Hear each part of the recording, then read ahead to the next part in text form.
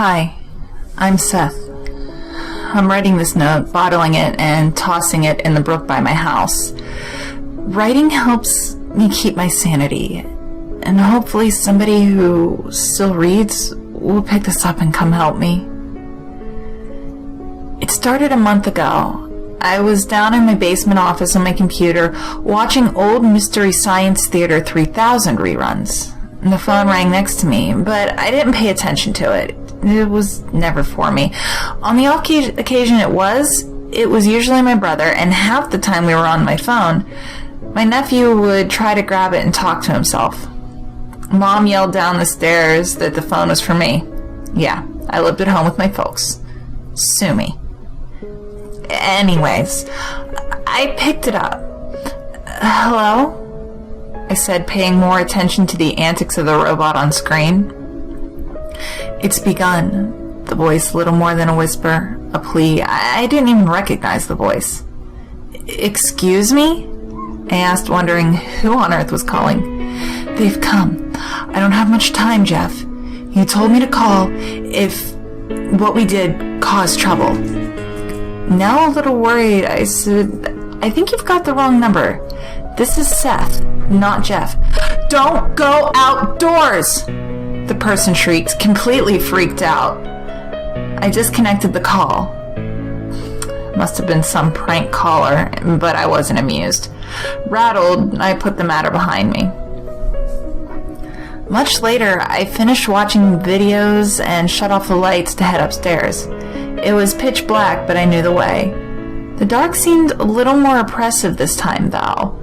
I shrugged off the feeling and went upstairs. As I passed through the living room, I chanced to look out the window. There were people outside, on a walk or something. I checked my watch. It said 3 a.m. That's weird, I muttered, stumbling up to my upstairs room, and drifted off to sleep. I was a fool that first night. If I had recognized what I seen, I would have saved myself the terror and just stepped outside. The next morning, the news was on. Odd, since my dad usually turned on the sports channel before he went off to work. I didn't even glance at it as I threw on a tie and stumbled into the bathroom. An uneasy feeling crept into my gut as I did my morning routine. I usually had to fight for bathroom space, but today there wasn't a sound. I peeked out the room and saw the front door was open, but the glass storm door wasn't. There wasn't a sound. Looking outdoors, I saw those same people I had seen the night before. I opened the door, and instantly their heads snapped towards me. I recoiled and leapt inside as quickly as I could, feeling something catch my ankle as I did so.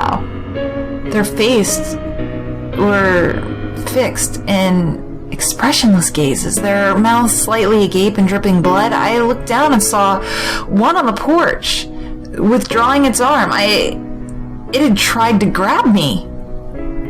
With a dizzying feeling of horror, I recognized my little brother. Slamming the door, I locked it tight and stumbled back into the living room. The television was reporting that a disease was spreading south from Canada across the U.S. I shut it off and pointlessly called to see if there was anyone else in the house. No answer. So began my solitary existence. The news ran for a few days before they were caught. Kept making the stupidest mistake. Going home every night. The electricity had stayed running. I guess someone left the switch on in the factory, or maybe it's just northern New England that's been overrun. I don't know. The internet's been out too, so that's annoying. While the news was running, they called them zombies. Going back to that old standby. I guess it works. I mean, they don't do a whole lot, and they're definitely dead. And they walk around until their legs rot out from under them. Then they crawl until they literally fall to pieces. While they've got legs, though, they're fast. That's how they jumped my family, I suppose. and the police car that drove up to the house to see if there were any survivors. That wasn't fun to look at every morning. They overturned the car while chasing them, so I'm stuck. Cops to the rescue again. They don't really need food, so they didn't finish eating the poor guy. But they dismembered him, and that's why he couldn't get up to join them. I could see him gnashing his teeth fruitlessly, though. For about a week, a guy on the radio hopefully pointed out that they were falling to pieces, so all we needed to do was wait them out. Then he got impatient and went outdoors. Nobody's been on the radio for 2 weeks. I'm in trouble, though. You see, the house has no food left. I can't wait for them all to fall down dead over again. I've made a couple expeditions to the general store. Luckily, I had the sword collection upstairs, and they're all too slow to catch me when I run. But there's so many that sometimes I panic. Last time, they nearly got me. I broke the front door getting back in. Now the cold seeps in every night, and I can see one standing out on the porch right now, not 10 feet from where I'm writing this. You're safe indoors, and don't ask me why they abhor coming inside. Whatever the reason, it's been my lifeline. Unfortunately, they seem to know that there's someone alive in the house. Again, don't ask me how. This fellow on the front steps doesn't even have eyes anymore. Maybe they can hear a heartbeat or smell sweat or blood. I spent a couple days naming them.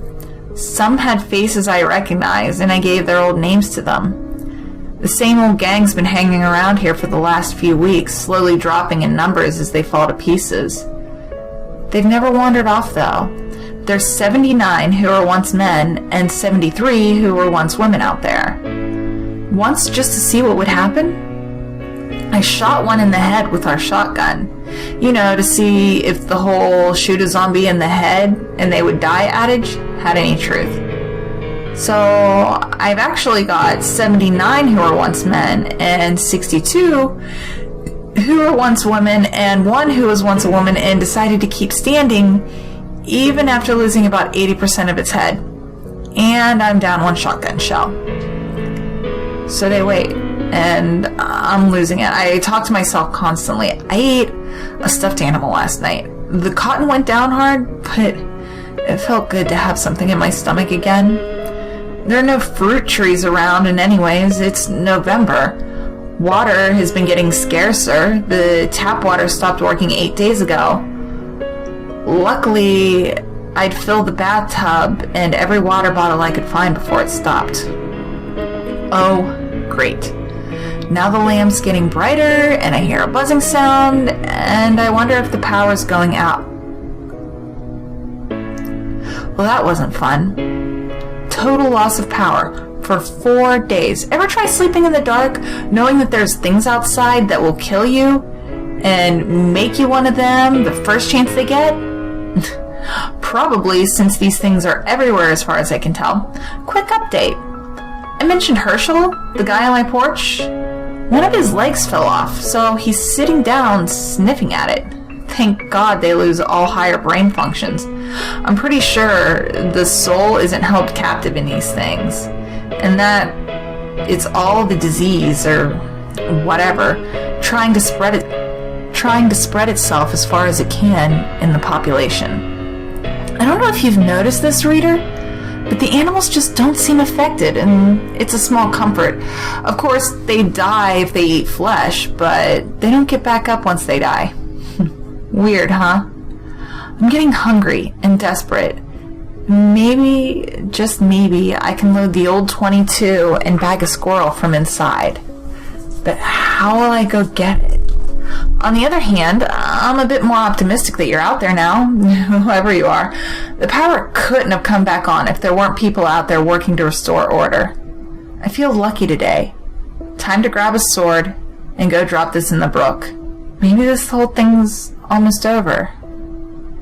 Maybe, on the other hand, if it's almost over, Why are there fresh faces outside today?